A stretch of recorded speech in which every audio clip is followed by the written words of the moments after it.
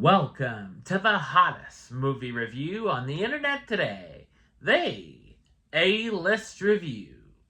I'm your host, the Game Changer, Wes Troop. And with the recent release of Happy Gilmore 2 on Netflix, I thought it would be a great time to hop into the mint-flavored time machine and travel back to the year 1996 and take a look at the original film, which has become a cult classic. My review of the 1996 sports comedy, Happy Gilmore, coming up now.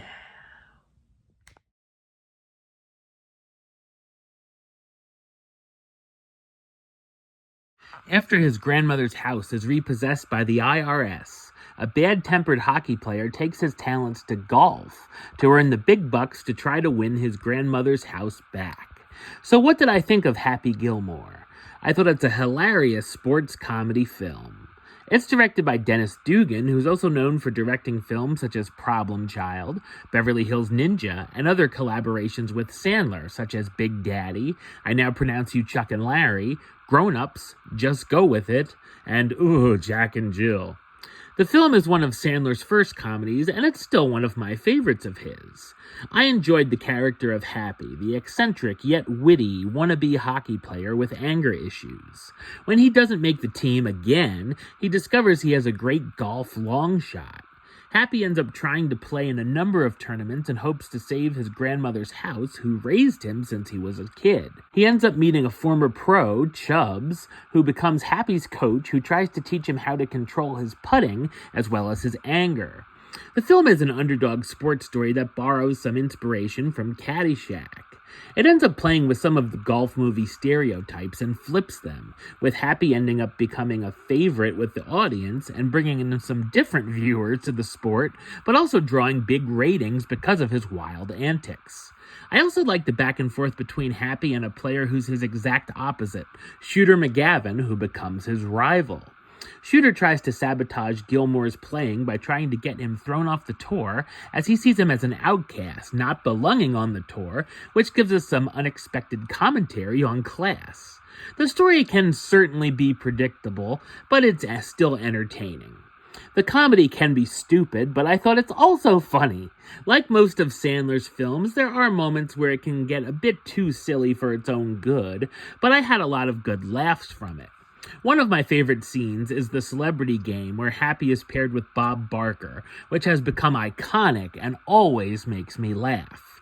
There's also a few comically dark moments that work. This is a film that has a high rewatch value, at least for me. There's also a lot of memorable lines that are still quoted almost 30 years later. I didn't remember all of the product placement throughout, most of it for Subway, but it did end up making sense as Happy ends up having a sponsorship deal with them. The pacing and runtime work well, too, clocking in at just over an hour and a half, back before comedies tried to be 2 hours or longer. Adam Sandler stars as Happy Gilmore, the short-tempered, aspiring hockey player who discovers his unknown ability for long shots in golf. Christopher McDonald as Shooter McGavin, the arrogant star golfer who becomes Happy's rival.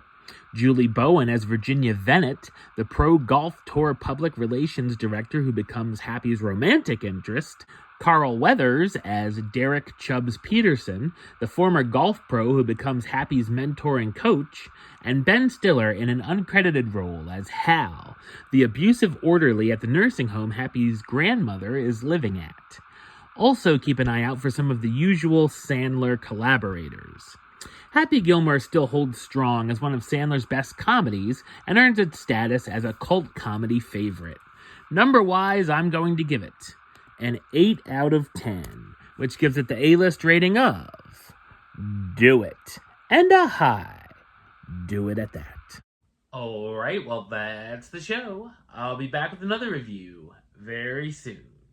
But until then, don't forget to like, comment, and subscribe right here on YouTube.